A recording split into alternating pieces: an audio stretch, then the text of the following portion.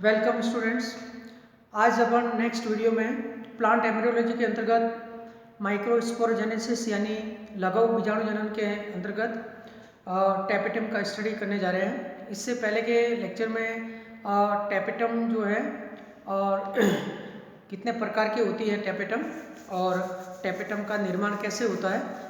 जैसे एक एंथर के अंतर्गत आपके प्राइमरी जो पैराइटल सेल्स जो होती हैं ये डिवाइड होकर के पूरे एंथर की वॉल का फॉर्मेशन करती है और जिसके अंतर्गत सबसे अंत में जो लेयर होती है, जो न्यूट्रिशियस लेयर होती है, वो टैपेटम कहलाती है।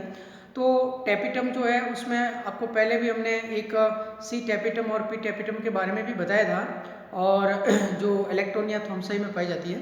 इसके अलावा टैपेटम मुख्य रूप से उसके फंक्शन के आधार पर दो प्रकार की, एक अमीबॉइड या पैराप्लाज्मोडियम टाइप की और दूसरी सिक्रेटरी या ग्लैंडुलर टाइप की टैपेटम कहलाती है, जो मोस्ट ऑफ एंजियोस्पर्म फैमिलीज में पाई जाती है प्लांट्स के अंतर्गत। तो यहाँ पे जो अपन सिक्रेटरी टैपेटम के अंदर कुछ इंपॉर्टेंट बातें और पढ़ी थी, जिसमें प्रोयूबिस बॉडी जो होती है ये कुछ वेजिकल्स होती है जिसमें राइबोसोम के डिपोजिशन के बाद में ये प्रोयूबिस बॉडीज बनती है और प्रोयूबिस बॉडीज है वो स्पोरोपोलेनिन जो पदार्थ होता है उसके साथ ये जुड़ करके यूबिस बॉडीज का निर्माण करते हैं और यूबिस बॉडी जो है वो पोलन ग्रेन की जो आउटर वाल है जिसे एक्जिन कहते हैं, उस एक्जिन की थिकनेस बढ़ाने में हेल्प करती हैं। तो ये दो प्रकार की जो टैपेटम हैं आपके अमीबॉइड और सिक्रेटरी या ग्लैंडुलर, इसके बारे में भी प्रश्न आता है। अभी अपन नेक्स्ट बात करते हैं कि टैपेटम के बारे में। एक तो ये बात करेंगे कि टैपेटम की कोशिकाओं में डीएनए जो है वो दूसरी कोशिकाओं से अधिक क्यों होता है, क्या क्या क्या कारण है। तो उसमें सबसे पहले अपन देख रहे हैं कि टैपेटम कोशिकाओं में माइक्रोस्पोरोजेनेसिस की प्रक्रिया से पहले आपके जब तक माइक्रोस्पोर मदर सेल नहीं बनती है उससे पहले तो डीएनए सामान्य कोशिकाओं के समान ही होता है, लेकिन माइक्रोस्पोर मदर सेल में मियोसिस होता है और उसके बाद में आपके जैसे मियोसिस फर्स्ट और सेकंड हो जाता है उस समय टैपेटम की कोशिकाओं में डीएनए की मात्रा में अभिवृद्धि होती है और ये अभिवृद्धि चार कारणों से होती है कि जिसमें सबसे पहला है बहुकेंद्रक अवस्था जो है जिसमें मल्टी न्यूक्लिएट कंडीशन पाई जाती है। और ये जो चारों प्रकार की जो अवस्था है ये एक ही प्लांट में नहीं हो रही है, ये अलग अलग प्लांट के अंदर देखी गई है। तो या तो बहुकेंद्रक की अवस्था के द्वारा डीएनए डबल हो जाएगा। इसके अंतर्गत क्या होता है कि टैपेटम की कोशिकाओं के अंदर माइटोसिस तो होता है, समसूत्री विभाजन, परंतु माइटोसिस के बाद में साइटोकाइनेसिस नहीं हो पाता, कोशिका द्रव्य का विभाजन नहीं हो पाता, जिसके कारण आपके बहुकेंद्र की अवस्था उत्पन्न हो जाती है। तो डीएनए वो मल्टीप्लाई हो जाता है और इसका उदाहरण माइमोसॉम्स एलेंजी है। ये प्लांट जैसे मोलसरी के नाम से जानते हैं उसमें ये कंडीशन पाई जाती है। सेकंड कंडीशन है अंतःसूत्री विभाजन यानी एंडोमाइटोसिस। कुछ प्लांट ऐसे हैं जैसे कुकुरबिटा क्रीपो है, कद्दू होता है, उसके अंतर्गत डीएनए मल्टीप्लिकेशन के बाद में आपके जो डीएनए का मल्टीप्लिकेशन हो रहा है वो न्यूक्लियर वॉल के डिसइंटीग्रेशन के बिना ही हो जाता है और इसी प्रकार एक ही न्यूक्लियस के अंदर जो डीएनए डबलिंग हुआ है वो बिना केंद्रक भित्ति के नष्ट हुए बिना हो जाता है, जिसके कारण एक ही केंद्रक में डीएनए वो डबल हो जाता है। तो ये कहलाता है अंतःसूत्री विभाजन, एंडोमाइटोसिस कहते हैं इसे। इसके बाद थर्ड जो है जो लिलियम कैनाडेंस में स्टडी किया गया है उसमें प्रत्यानयन केंद्रों का निर्माण होता है, formation of restitution nuclei. Restitution nuclei के अंतर्गत क्या होता है कि समसूत्री विभाजन के बाद में जब डीएनए डबल हो जाता है और उसके बाद में वो डीएनए जैसे एनाफेज स्टेज में पोल्स की तरफ मूव करता है डीएनए क्रोमेटिड, जब स्पिंडल फॉर्मेशन होता है तो उस अवस्था के अंदर आपके सेपरेट जो न्यूक्लियर मेम्ब्रेन पुनः बनती है। जब स्पिंडल फॉर्मेशन के बाद गुणसूत्र अलग अलग हो जाते हैं तो प्रत्येक के चारों तरफ अलग से न्यूक्लियर एनवेलप बनता है, लेकिन यहाँ पे एक कॉमन न्यूक्लियर एनवेलप बनता है, जिसके कारण एक ही केंद्रक में चार आपके गुणसूत्र एक साथ चार अवस्था में पाए जाते हैं, चार गुणसूत्रों के सेट एक ही केंद्रक के अंदर पाए जाते हैं। इसे कहते हैं आपके टेट्राप्लॉइड न्यूक्लियस। ये टेट्राप्लॉइड न्यूक्लियस ये प्रत्यानयन केंद्र के द्वारा बनता है, तो ये आपके लिलियम केंद्र पाया जाता है, इसके द्वारा भी डीएनए की मात्रा बढ़ जाती है। और एक पॉलीजेनी और होती है जिसके अंतर्गत आपके क्या है कि मुख्य रूप से एक गुणसूत्र में 2 क्रोमेटिड होते हैं और कभी कभार जो है गुणसूत्र डबलिंग के बाद सेपरेट नहीं हो पाते और उसमें एक साथ 4 क्रोमेटिड पाए जाते हैं, तो ये आपके पॉलीटिनी कहलाती है। तो ये तो अपन ने बात की कि टेपिटम की कोशिकाओं में डीएनए की मात्रा अधिक क्यों होती है, क्योंकि टेपिटम की कोशिकाएं जो होती है जो कि स्पोरोजेनिक टिश्यू को सराउंड किए रहती है और इन कोशिकाओं के अंदर दूसरी कोशिकाओं की तुलना में डीएनए के साथ साथ माइटोकॉन्ड्रिया, एंडोप्लाज्मिक रेटिकुलम है, आपके डिक्टियोसोम्स है, इसके अलावा राइबोसोम्स है, इन सभी की मात्रा है, लवकों की मात्रा ये सबसे ज़्यादा पाई जाती है क्योंकि इसका फंक्शन है वो न्यूट्रिशन प्रोवाइड करना है। अब अपन नेक्स्ट बात करते हैं टेपिटम की कार्य क्या है, फंक्शंस ऑफ टेपिटम। ये इंपॉर्टेंट क्वेश्चन आता है एग्जाम में, फंक्शंस ऑफ टेपिटम। टेपिटम जो है इसे हिंदी में भी टेपिटम में लिखते हैं या शुद्ध हिंदी में उसको पोषक भी कहते हैं या टेपिटम भी लिखते हैं, दोनों चीजें स्पेलिंग TAPE होता है, ये आप याद रखोगे। अब उसमें टेपिटम कोशिकाओं के जो 3-4 कार्य जो है वो आपको याद रखने, ये परीक्षा में आता है। सबसे पहला तो कार्य है क्योंकि टेपिटम कोशिकाओं के अंदर जो है डीएनए की मात्रा अधिक होती है, बाकी जो साइटोप्लाज्म काफ़ी डेंस होता है और ये स्पोरोजेनस टिश्यू जब डिवाइड होकर के स्पोर मदर सेल बनाता है और उसके बाद में जैसे ही आपके रिडक्टिव डिवीजन फर्स्ट और सेकंड होता है और स्पोर टेट्राड का निर्माण होता है, उस अवस्था तक ये फुल्ली मैच्योर हो जाती है और उसके बाद में यदि अगर ये जैसे कि आपके ट्रेडेंस केसिया और टाइफा के अंदर अमीबॉइड या पेरीप्लाज्मोडियम टाइप की टेपिटम पाई जाती है, तो वहाँ पे टेपिटम वॉल डिसइंटीग्रेट होने के बाद में उसका कॉमन साइटोप्लाज्म एक पेरीप्लाज्मोडियम का निर्माण उस स्पोर टेट्राड के चारों तरफ करते हैं, फिर उससे पोषण मिलता है। और यदि अगर ये ग्लैंडुलर टाइप की है या सिक्रेटरी टाइप की है तो यहाँ पे टेपिटम अपनी पूर्व अवस्था में रहती है और उस वॉल के थ्रू है वो न्यूट्रिशन का सिक्रेशन करती है और डेवलपिंग जो माइक्रोस्पोर है उसको पोषण प्राप्त होता है। तो पहला काम तो है वो न्यूट्रिशन फॉर डेवलपिंग माइक्रोस्पोर्स, यानी कि परिवर्तनशील जो लघु बीजाणु है उनको पोषण प्रदान करना है, ये सबसे महत्वपूर्ण कार्य है। लेकिन इसके अलावा भी इनके बहुत सारे कार्य जो अपन आगे और देखेंगे। एक आपको देखना है नेक्स्ट फंक्शन के अंतर्गत कि जब माइक्रोस्पोर मदर सेल में मियोसिस फर्स्ट और सेकंड होने के बाद में जब टेट्राड अवस्था आती है, आपके पोलन टेट्राड जब बनता है, तो पोलन टेट्राड जब अपन बात आगे अपन देखेंगे, ज़्यादातर केस में जो डाइकोटिलिडन्स प्लांट है उसके अंदर पोलन टेट्राड जो है वो आपके टेट्राहेड्रल शेप में पाया जाता है। ये आपका कहलाता है टेट्राहेड्रल शेप कहलाता है। और यहाँ पे देखिए एक साइड से अपन को 3 पोलन दिख रहे हैं या माइक्रोस्पोर इसमें दिख रहे हैं, लेकिन एक इसके पीछे है, यहाँ पे टोटल 4 है, तो ये कहलाता है आपका टेट्राहेड्रल शेप, टेट्राहेड्रल शेप कहलाता है। ये मोस्टली डाइकोट प्लांट के अंदर पाया जाता है। जब आपका माइक्रोस्पोर मदर सेल में मियोसिस फर्स्ट सेकंड कंप्लीट हो चुका होता है तो एक माइक्रोस्पोर मदर सेल ये 4 माइक्रोस्पोर बनाएगी और इसमें एक इसके पीछे होता है, तो ये 4 जो माइक्रोस्पोर है ये आपके कहलाते हैं टेट्राहेड्रल शेप में। अब यहाँ पे जो माइक्रोस्पोर जो है ये यहाँ पे ये कैलोज है, ये उत्तक जो होता है वो कैलोज होता है। ये कैलोज जो है ये कैलोज पदार्थ है, इसके द्वारा ये आपस में इंटैक्ट है, ये आपस में इंटैक्ट है, चिपके हुए हैं। तो टेपिटम की कोशिकाओं के द्वारा ये कैलेज नामक एक एंजाइम का स्त्राव होता है। ये कैलेज एंजाइम जो होता है, ये कैलेज एंजाइम क्या करता है कि माइक्रोस्पोर्स का जो माइक्रोस्पोर है टेट्राड फेज में उनकी वॉल पे जो कैलोज जो पदार्थ पाया जाता है उसका डिसइंटीग्रेशन करते हैं, उसको डिसॉल्व कर देते हैं, जिसके बाद में जैसे ये फुल्ली मैच्योर हो जाते हैं तो ये कैलेज एंजाइम है वो कैलेज को डिसइंटीग्रेट करने के बाद में ये चारों माइक्रोस्पोर है वो फिर आपके सेपरेट हो जाते हैं। ये चारों क्या हो जाते हैं, अलग अलग हो जाते हैं। इसके बाद में फिर इस लघु बीजाणु जो है, ये लघु बीजाणु जैसे सेपरेट हो गया तो उसके बाद में फिर उसमें पुनः डिवीजन स्टार्ट होता है और उसका मेल गैमेटोफाइट का डेवलपमेंट है वो स्टार्ट हो जाता है। उससे फिर नर युग्मकोद्भिद बनता है इस लघु बीजाणु से। क्योंकि हम आप आगे देखेंगे कि मोस्ट ऑफ एंजियोस्पर्म प्लांट के अंदर जब पॉलिनेशन स्टार्ट होता है, यानी कि पराग कोश है उसमें जब स्फुटन होता है और परागकण बाहर निकलते हैं, स्टिग्मा तक पहुंचते हैं और ये प्रोसेस जो परागण कहलाती है, तो उस अवस्था में जो आपका मेल गैमेटोफाइट है वो टू सेल्ड स्टेज का होता है, उसमें 2 कोशिका की अवस्था का होता है, यानी कि माइक्रोस्पोर है उसके अंदर फर्दर डेवलपमेंट स्टार्ट हो चुका होता है। तो ये अपन आगे मेल गैमेटोफाइट की डेवलपमेंट में स्टडी करेंगे। तो दूसरा कार्य क्या हो गया, कैलेज एंजाइम का निर्माण करना, जो कैलेज को नष्ट करता है और माइक्रोस्पोर है वो फ्री हो जाती है। इसके बाद में नेक्स्ट इंपॉर्टेंट जो कार्य है वो आपके हैं यूबीस बॉडीज का निर्माण करना। ये जो यूबीस बॉडी जो है, यूबीस बॉडी जो है इसके बारे में आपको हमने बताया था कि टेपेटम सेल्स कोशिकाओं में पहले प्रो यूबीस बॉडी होती है। प्रो यूबीस बॉडी जो है जिसमें राइबोसोम के मिलने के पश्चात उसमें एक स्पोरोपोलेनिन, इसमें क्या बनता है, स्पोरोपोलेनिन का निर्माण होता है।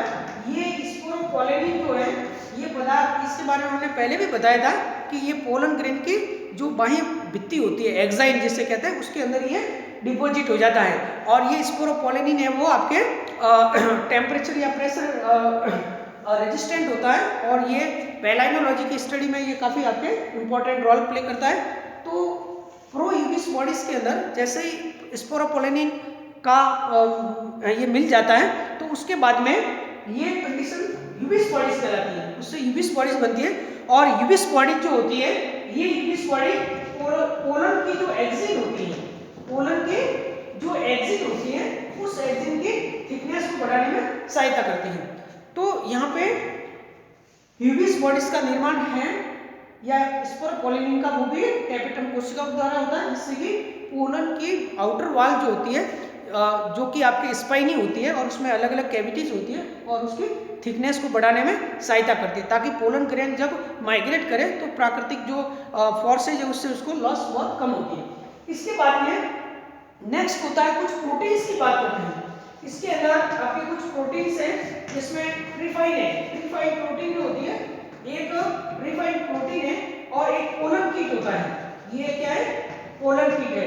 ये जैसे पराग, देखिए टेपेटम कोशिकाओं के द्वारा आपके प्रोटीन्स, कुछ प्रोटीन्स का निर्माण होता है, ये प्रोटीन ट्रिफाइन कहलाती है। ट्रिफाइन प्रोटीन जो होती है ये हाइड्रोफिलिक नेचर की होती है, हाइड्रोफिलिक नेचर की होती है। और इसके अलावा पोलन कीट जो होता है वो इसके विपरीत हाइड्रोफोबिक, फोबिक यानी जल विरागी, हाइड्रोफोबिक नेचर का होता है, हाइड्रोफोबिक नेचर का ये होता है। और इसमें ये आपके इसका कैरोटीनॉइड्स का कॉम्प्लेक्स होता है पोलन किट। तो पोलन किट जो होता है ये आपके पराग कणों की एक्सिन में पाया जाता है और ये एडेसिव मटेरियल होता है। कीट परागित जो पादप होते हैं उसमें पोलन किट ज़्यादा बनता है और इस पोलन किट के कारण पराग कणों का जो कलर है वो भी येलो कलर का दिखाई देता है पराग कण, और ये स्टिकी होता है जिसके कारण पराग कण है वो आसानी से जो इंसेक्ट है उसकी बॉडी पे चिपक जाते हैं। तो उसमें ये पोलन किट है वो महत्वपूर्ण रोल प्ले करता है। और ये पोलन किट है वो हाइड्रोफोबिक नेचर का होता है कि पोलन ग्रेन को अगर आप वाटर में डालते हैं तो पानी में डालने के बाद ये जिगजैग मूवमेंट करता है, पोलन ग्रेन जिगजैग मूवमेंट करता है और वो आपके जल विरागी होता है, जिससे पोलन ग्रेन जो होता है वो जल में आपके वेट नहीं, गीला नहीं होता है और ये फ्रीली मूव करता है। और ट्रिफाइन प्रोटीन होती है वो हाइड्रोफिलिक नेचर की होती है। अब ये जो ट्रिफाइन प्रोटीन जो होती है, ये प्रोटीन जैसे अपन जल के अंदर, वाटर के अंदर ये अगर पोलन ग्रेन को डालते हैं तो यहाँ पे ट्रिफाइन प्रोटीन जो होती है ये प्रोटीन जैसे पोलन ग्रेन जो है वो स्टिग्मा पे पहुंचता है तो यहाँ पे टेपेटम की कोशिकाओं के द्वारा इस तरह ये प्रोटीन जो होती है ये कॉम्पेटिबल या इनकॉम्पेटिबल स्टिग्मा जो होता है, एक कॉम्पेटिबल स्टिग्मा कहलाता है, कॉम्पेटिबल स्टिग्मा अनुरूप, इसे कहते हैं अनुरूप आपके वर्तिकाग्र। यदि एक परागकण उसी प्रजाति का दूसरा एक परागकण जो है, जिस प्रजाति का परागकण है उसी प्रजाति के पुष्प पे अगर वो परागकण उसकी स्टिग्मा पे पहुंचता है तो वो स्टिग्मा उसके लिए क्या है, कॉम्पेटिबल है। तो उस केस में ही ये आपके प्रोटीन जो इसमें हेल्प करती है, रिकॉग्निशन करती है कि स्टिग्मा कॉम्पेटिबल है या नहीं है। अगर वो इनकॉम्पेटिबल है तो उस केस में वहाँ पे रिजेक्शन रिएक्शन होती है और जिसके कारण जो ये आपका स्टिग्मा होता है ये आपकी स्टाइल है, ये स्टाइल है, ये स्टिग्मा है। जैसे ये पोलन ग्रेन यहाँ आते हैं और इस पोलन ग्रेन के एंजाइम में जो ट्रिफाइन प्रोटीन होते हैं ये अगर स्टिग्मा इनकॉम्पेटिबल है तो उस केस में इस यहाँ पे एक कैलेज प्लग का निर्माण करते हैं। ये एक प्लग बनाएगा, इसे कैलेज कैलेज प्लग कहते हैं, जिसके कारण पोलन ट्यूब की है वो ग्रोथ है वो रुक जाती है और इसे रिजेक्शन रिएक्शन के नाम से जाना जाता है। तो वहाँ पे भी ये प्रोटीन का बहुत बड़ा रोल है। इसके अलावा जो पोलन पीट जो होते हैं, ये पदार्थ आपके जैसे ही इसका वाटर के अंदर डिजॉल्व मिलाते हैं तो उनके द्वारा कुछ एलर्जी भी क्रिएट होती है, इसे अपन पोलन कॉज्ड एलर्जी कहते हैं। नेक्स्ट कहानी क्या है, pollen caused allergy. Pollen caused जो एलर्जी है और एक आपके हे फीवर होता है, हे फीवर, ये एक फीवर भी होता है, इसे ये फीवर कहते हैं। ये भी कुछ लोगों को होता है जो सेंसिटिव होते हैं आपके, उनको ये फीवर होता है, ये पोलन के कारण होता है। और कुछ लोग जो पोलन के समय जब पोलिनेशन ज़्यादा होता है एयर के द्वारा, तो उस अवस्था में भी आपके पोलन के द्वारा जो एलर्जी होती है वो पोलन कॉज्ड एलर्जी होती है। तो ये आपके अलग अलग जो फंक्शंस जो है वो अपन ने इसके देखे कैपिटल के, इनको आपको एग्जाम में क्वेश्चन आता है वो आप कर सकते हो। अब अपन बात करेंगे कि माइक्रोस्पोरोजेनेसिस की प्रक्रिया जब होती है तो उसके अंतर्गत आपके नेक्स्ट है आपका माइक्रोस्पोरोजेनेसिस। माइक्रोस्पोरोजेनेसिस यानी लघु बीजाणु जनन होता है। तो जैसा कि आपको जानते हैं कि जो आर्किस्पोरियल सेल होती है ये डिवाइड होकर के आउटर प्राइमरी वॉल या पैरेटल सेल बनाती है, और प्राइमरी पैरेटल सेल तो एंथर की वॉल बनाती है, और इनर जो सेल होती है वो प्राइमरी आपके स्पोरोजिनस सेल होती है, और वो डिवाइड होकर के स्पोरोजिनस टिश्यू बनाती है।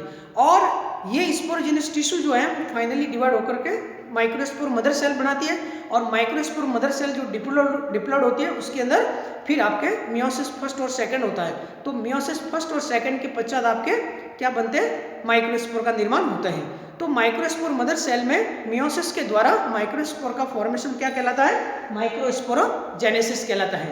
तो ये आपके माइक्रोस्पोरोजेनेसिस जैसे हो जाता है तो इसमें मियोसिस फर्स्ट एंड सेकंड जो होता है, यहाँ पे जैसे 4 एप्लॉइड न्यूक्लियाई बनेंगे, और उसके बाद में फिर नेक्स्ट होता है साइटोकाइनेसिस। साइटोकाइनेसिस होता है, साइटोकाइनेसिस में कोशिका द्रव्य विभाजन होता है। मियोसिस फर्स्ट हो गया तो 2 न्यूक्लियाई बन गए, मियोसिस सेकंड 4 न्यूक्लियाई बन गए। तो ये चारों न्यूक्लियाई बनने के बाद में आपके फिर कोशिका द्रव्य का भी विभाजन होता है। जो माइक्रोस्पोर मदर सेल है उसका कोशिका द्रव्य विभाजन होता है साइटोकाइनेसिस।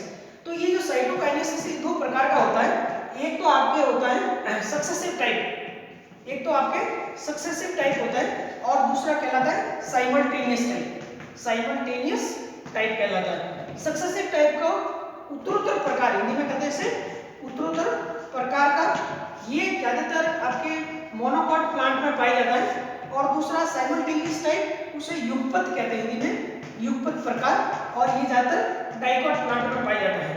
तो यहाँ पे देखिए सक्सेसिव टाइप जो मोनोकॉट में मोस्टली होता है, इसके अंदर क्या होगा कि मियोसिस फर्स्ट जो होगा उसके बाद में आपके मियोसिस फर्स्ट के बाद में ये जैसे एक सेल है, ये इसका न्यूक्लियस है, जैसे ये डिवाइड होगा तो उसके साथ साथ ये आपके सेंटर से पेरिफेरी की ओर साइटोकाइनेसिस भी स्टार्ट होता है, जिसके द्वारा 2 आपके कोशिकाएं बन जाती है। यानी कि इसमें केंद्रक विभाजन के साथ साथ कोशिका द्रव्य विभाजन भी साथ साथ होता है। और यहाँ पे सेंट्रीफ्यूगल जो सेल वॉल फॉर्मेशन है वो सेंट्रीफ्यूगल होता है, यानी सेंटर से बाहर की ओर। इसके बाद में जैसे मियोसिस सेकंड होता है तो उसके अंतर्गत आपके ये जैसे 2 से 4 न्यूक्लियाई बन जाएंगे, तो उसके बाद में ये आपके क्या हो जाएगा, सेंटर से बाहर की ओर पुनः वॉल फॉर्मेशन पाया जाता है। और उसके बाद में ये आपके 4 केंद्रक यहाँ पे बनेंगे, और इसे कहते हैं, ये प्रोसेस कहलाती है सक्सेसिव टाइप यानी उत्तरोत्तर प्रकार का। ये मोनोकॉट प्लांट में होता है। तो यहाँ पे सेंट्रीफ्यूगल यानी सेंटर से बाहर की ओर वॉल फॉर्मेशन होता है, और ये साथ साथ होता है। अब अपन साइमल्टेनियस की बात करते हैं जो कि युगपत टाइप का कहलाता है।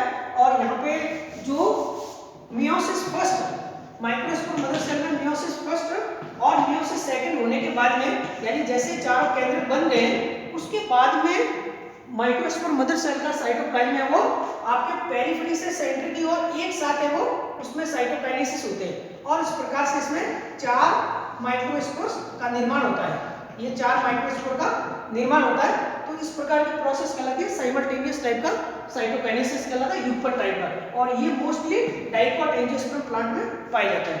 अब जैसे ही आपके मियोसिस फर्स्ट सेकंड हो जाता है तो यहाँ पे ज्यादातर केस में जो यहाँ पे साइमल्टेनियस टाइप का होता है, उस केस में ये जो आपके पोलन टेट्राइड बनता है ये ऐसा नहीं दिखाई देता, वहां पे ये आपके आइसोबाइलैटरल शेप में होता है, इसे कहते हैं टेट्राहेड्रल शेप कहते हैं, और इसमें एक पोलन ग्रेन इसके पीछे है, 3 एक साइड से दिखते हैं। ये जब आपके साइमल्टेनियस टाइप का होता है जो मोस्ट ऑफ डाइकोट प्लांट में है। और मोनोकॉट के अंदर देखोगे तो ये आपके सक्सेसिव टाइप का होता है, तो एक एंगल से चारों आपको माइक्रोस्पोर दिखाई देते हैं, ये कहलाता है आइसोबाइलैटरल टाइप। लेकिन कुछ प्लांट ऐसे होते हैं जिसके अंदर जैसे कि ये डेक्यूसेट टाइप का है, यहाँ पे आप देखिए ये 2 माइक्रोस्पोर एक साइड से और 2 उसके 90 के एंगल पे दिखाई देते हैं, तो ये कहलाता है आपके डेक्यूसेट टाइप का। ये ज्यादातर क्रोकस और आपके मैग्नोलिया और उसमें पाया जाता है। और इसके अलावा एक टी शेप्ड और होता है, 2 माइक्रोस्पोर ऊपर और 2 इसके नीचे, ये क्या टी का आकार हो गया, ये पाया जाता है एरिस्टोलोकिया के अंदर। और सबसे लास्ट के अंदर आपके एक हेलोफिला होता है जिसमें लीनियर टाइप का टेट्राइड होता है। ये मियोसिस फर्स्ट सेकंड के बाद में जो चारों माइक्रोस्पोर एक लीनियर शेप में होता है, ये आपके हेलोफिला के अंदर पाया जाता है। तो ये अपने माइक्रोस्पोरजेनेसिस और उसके पश्चात साइटोकाइनेसिस किस प्रकार के होते हैं और टेट्राइड की व्यवस्था क्या है उसके बारे में आपको हमने बता दिया है। और साइटोकाइनेसिस कितने प्रकार का होता है, इसके बाद में आपके कुछ प्लांट ऐसे होते हैं जिसमें माइक्रोस्पोर मदर सेल जो है उसके में जितने भी पोलन ग्रेन बनते हैं माइक्रोस्पोर, ये एक ही यंत्र के सारे माइक्रोस्पोर जुड़ करके एक कॉमन स्ट्रक्चर बनाते हैं, उसे क्या कहते हैं आपके पोलिनियम कहते हैं। ये पोलिनियम कहलाता है जो आपके एस्क्लेपिडेसी और ऑर्किडेसी फैमिली में पाए जाते हैं। इसके बारे में आप पहले पढ़ सकते हो टैक्सोनॉमी में। और सबसे लास्ट में जैसे माइक्रोस्पोर मैच्योर होते हैं, इसके बाद में जहाँ पे एंडोथीसियम होता है, उस एंडोथीसियम की जो सेंटर के सेल्स है जहाँ पे स्टोमियम पाया जाता है, उस स्टोमियम के द्वारा ये स्टोमियम ड्राई होने के बाद में इस पे प्रेशर क्रिएट होता है, जिसके बाद में आपके एंथर का डेसेंस होता है। तो ये आज के वीडियो लेक्चर में अपन ने टैपेटम की कोशिकाओं में डीएनए की अभिवृद्धि किस प्रकार से होती है, टैपेटम कोशिकाओं के मुख्य कार्य कौन कौन से होते हैं, इसके बाद में माइक्रोस्पोरोजेनेसिस कैसे होता है, और आपके साइटोकाइनेसिस दोनों प्रकार से, और टेट्राइड की व्यवस्था क्या होती है। अब अपन नेक्स्ट वीडियो लेक्चर में मेल गैमेटोफाइट का स्टडी करेंगे। तो आपका धन्यवाद।